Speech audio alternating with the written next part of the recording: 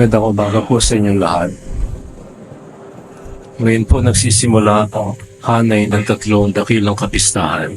Kapistahan ng mahal na Panginoon, Solemnities of the Lord. So dumarating sa taon-taon sa ating taong lituriko ang panahon kung kailan ang ating binibigyang focus o binibigyan ng paliwanag, kahalagahan ay ang mga batay, ang pananampalataya na hindi pwedeng isa-isang tabi, hindi pwedeng ipagwalang bahala. Mga pananampalataya o elemento ng ating pananampalataya na hindi lamang historical pero purely theological on the level of the mystical. And so we have this solemnity of the Blessed Trinity, yung foundational faith natin sa kung sino ang Diyos sa ganang kanyang sarili.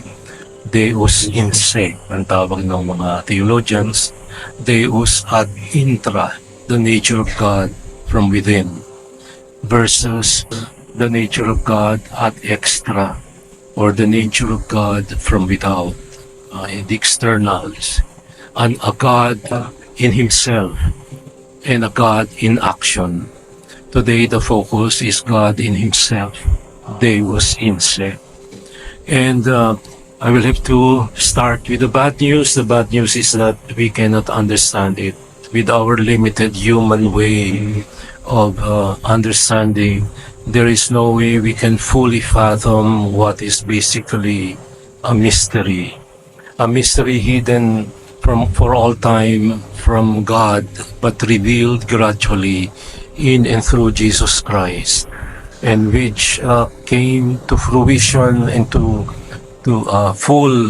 came full circle last week when we celebrated the coming down of the Holy Spirit. So today we talk about this God. Mahirap unawain at bukod pa sa ganyang katotohanan, ay wala po tayong salitang Tagalog na pwedeng gamitin na katumbas sa mga matatayog na katotohanan na may kinalaman sa kalikasan ng Diyos. Pag sinabi kasi nating persona sa salitang theological, salitang filosofikal, ang ating pagsasari sa Tagalog niya ay pagkatao. Pero ang Diyos ay hindi tao, ang Diyos ay Diyos.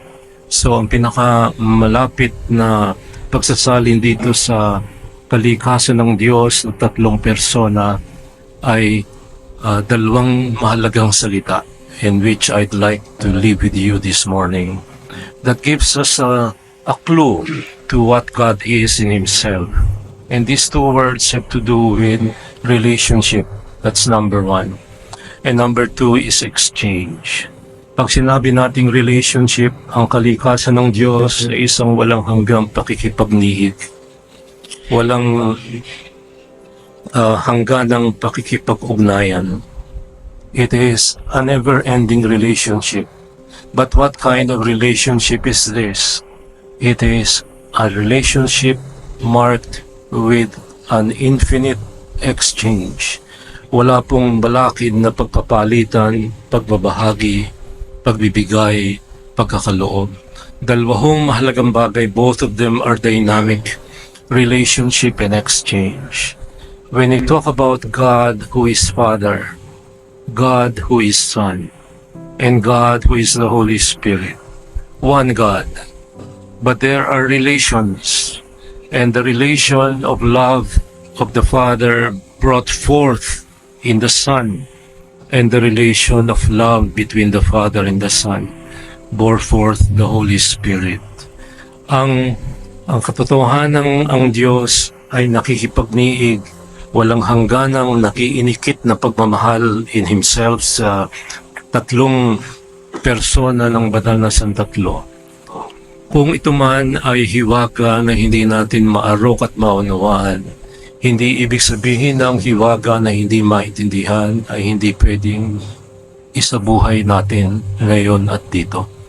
So our task is not so much to try with might and main to understand the mystery, because we cannot, but to accept the relationship of love, to accept the exchange of love, the compassion of God who is Father, Son, and Holy Spirit. Sa madaling salita, ang para sa atin ay ang akuin, gawing makabuluhan, makatotohanan, kung ano ang Diyos sa ganang kanyang sarili. Kung merong pakikipagniig at deep relationship of intimacy, malalim at matayog at mahigpit at maigting na pagmamahalan at pag-uugnayan, yan ang kailangan natin. At tingnan natin kung bakit kailangan natin. Sabi ni Joseph Selling, we are now living in a culture of everyday nastiness. Lahat ay galit, lahat ay mainit ang ulo. Sa Doña Soledad pa lamang galit na sa traffic. Umiinit ang ulo ko pagka habang nag-uhumili ako may asong tumatahol. Kasi ang tao ay walang lugar sa simbahan. Ang aso. Ito'y para sa ating mga tao. Umiinit ang ulo natin sa maraming bagay. Galit ang mga kamote riders sa nagdadrive ng 4 na gulong at galit ang 4 na gulong sa mga kamote riders. Galit ang mga taong lahat tayo ay nagpupuyos ang damdamin sa maraming bagay. Bata pa ako meron ng anti-flood. Manood ka ng sine, may dagdag na 25, 1960s. Para sa anti-flood, nasansala ba ang baha? Hindi. Nakakagalit, hindi po ba? At nakakadismaya. At hanggang ngayon, ang dami mga pangako, mga anti-flood, mga kung ano-ano pa, pero lalong lumalala ang baha sa buong Pilipinas, sa Cagayan de Oro. More than 10 years ago, may Typhoon Sendong. Within a few days after Typhoon Sendong, dinala ko yung mga batang paring tinuturuan ko sa Iligan at sa Cagayan de Oro. Nakita namin kung ano ang bunga ng baha galing sa Bukidnon, sa tuktok ng Bukidnon. At ang mga bahay ay sira, wasak, lahat ng butas ay bilog. Bakit bilog ang mga butas? Sapagkat ang mga puno sa tuktok ng Bukidnon ay inanod ng baha. Dumiretso sa Iligan. Ang mga guwang sa mga bahay ay hukis, troso. Parang ulo ng tao. Dito puno ng gubat, pati sa baba. Pero sa tuktok ay kalbo. Doon kinakalbo ang mga bundok. Kung kaya nung nagpagyong Sendong ay nagaragasa ang mga malalaking troso at winasak at maraming namatay sa Iligan. Anti-flood, hanggang ngayon yan. Pero maraming paraan ang ating lipunan at ating gobyerno mag-isip ng mga pambubutol. Pinapalitan ng mga pangalan akap. Ang bait talaga, ang bait ni Camille, ang bait ni Congressman, ang bait ni Senator, ang bait ni Mr. Malasakit. Akap, inaakap tayo. Pero utang lahat yan. At doon sa inutang ay wala pang 15% ang napupunta sa ayuda. At binubudol tayo magmula pa noong una. Kaya ang daming nagpupuyos ang damdamin. Hating-hati ang Pilipinas tulad ng Amerika, hati, MAGA, at saka ang Democrats, si Trump, at yung iba sa atin, yung taga Davao at taga Ilocos. At sa sunod na eleksyon, it will be a battle galactica between Davao and Ilocos. Nasaan ang mga third force, yung mga wapakels tulad natin, mga walang kapangyarihan.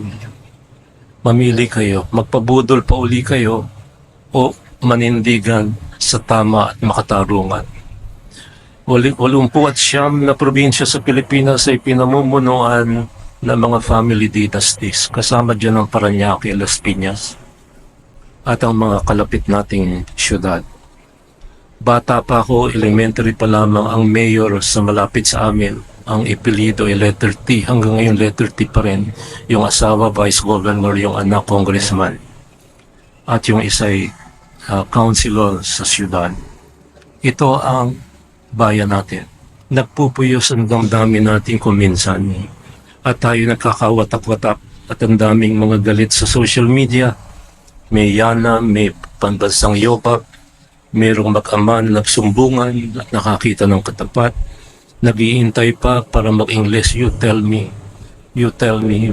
Kung siya nagmamadali, bakit nag-intay? Ang pakay ay ang maging viral sa YouTube o sa Facebook. upang magkaroon ng hits, likes, engagements at kumita in 48 hours ng 250,000 pesos para lamang sa kita ay ipagbibili natin ang ating dangal.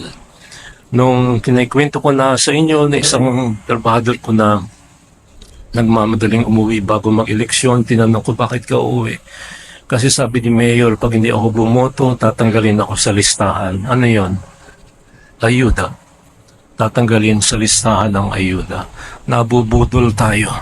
Mga kapatid, sa panahong ito, in our culture of everyday nastiness, kawalang hiyaan na pang-araw-araw natin pag-uugali bilang Pinoy, hati-hati tayo, hating-hati ang buong mundo. Nag-aaway, gusto magsakalan. Ang pista ng banal na Santatlo ay isang panawagang mataginting, marubtob, maikting. Para saan? Sa tunay at wagas na pagkakaisa. Sa kaisahan at sa pagbibigayan, relationship and exchange between Father, Son, and Spirit. Kung ito'y isang misteryo, hindi ibig sabihin na hindi natin kayang gawin. Ito ang paanyaya sa atin, ang tayo ay makisama sa nag-iinikit na pag-ibig at pagmamahal at pagbibigayan ng banal na Santatlo. Living or taking part in the Trinitarian life, that is spirituality. The reason why you're here this morning is because you want to grow in relationship. And the number one relationship that is the foundation of everything is your relationship with the God you claim to believe in. And what you believe is what we proclaim. But what we proclaim is not what we bury deep inside us. It should come out in the way we relate to the people that we love. This is the only time in my 42 years as a priest when I hear confessions from young people that I am depressed, sabi ng mga kabataan, at gustong kitlin ang sariling buhay. Bakit? Ang buhay ko hindi kagaya ng mga kaibigan ko sa Facebook. Sa Facebook at sa TikTok, lahat maganda. Lahat ng iniinom sa Starbucks na 3 oras hinihigop sa Starbucks, halagang 250 pesos, ay ang gusto hindi yung kape. Hindi naman nainom ng kape sa bahay ang mga batang yan. Sa Starbucks lang. Gusto lang i-post sa social media. Ang buhay ng mga tao sa social media ay parang ganap, perfecto, walang bahid, walang kulang. Pero ang alam natin, nag-aaway tayo sa ating mga bahay. Galit tayo sa kapitbahay nating nagbabara ng kotse niya sa ating gate. Galit tayo sa mga nakapabara sa Doña Soledad. Galit tayo sa mga nagtatapon ng basura sa tapat natin. And if you don't know, we are now number 1 in the world in throwing plastic trash in the Pacific Ocean. Naunahan pa natin ang China with 1.4 billion people. We are 119 million. But we are number 1 in throwing plastic trash. And all of us are guilty of this. This is social sin. Sin that we all do together but nobody feels guilty for. Yan, anong ginagawa niyo sa bubble wrap galing sa Lazada, sa Shein, sa Temu, so sa kung saan saan pa? Tinatapon lang natin. It comes from through the Pasig River and then on to the Pacific Ocean. And there is an island bigger than Luzon somewhere in the Pacific Ocean that is all made up of plastic. At namamatay ang mga balyenas pagkat ang kinakain nila ay plastic. And without you realizing it, microplastics din ang kinakain natin. Lahat ng binibili natin ngayon ay nakabalot sa plastic. Ilalagay sa isa pang plastic. Tapos ang ating shopping bag ay plastic. At pagdating natin sa bahay, hindi natin tinutupian tulad ng ginagawa ng lola ko nung araw, lahat iniipon, walang tinatapon. Ngayon, Bangko Pilipino, deposito dito, deposito doon, deposito araw-araw, deposito kahit saan. We need to be reminded. The Holy Spirit, nag-iinikit na relationship, nag-iinikit na pagmamahal sa isa't isa, nag-iinikit at nag-aalab na pag-ibig sa mga taong makasalanan. And let me start with myself. God loves me. despite my sinfulness. God loves the Philippines despite all the problems. We live in the holy year of hope. We are all pilgrims of hope. And you who know better to come Sunday in and Sunday out in church, you proclaim the faith in one God, Father, Son, and Spirit. You acclaim His glory. There is one thing we need to do. Go home and do it. Go and do the same. And be like God, one. And believe in the one church, one faith, one Lord, one baptism. And thank you for paying attention.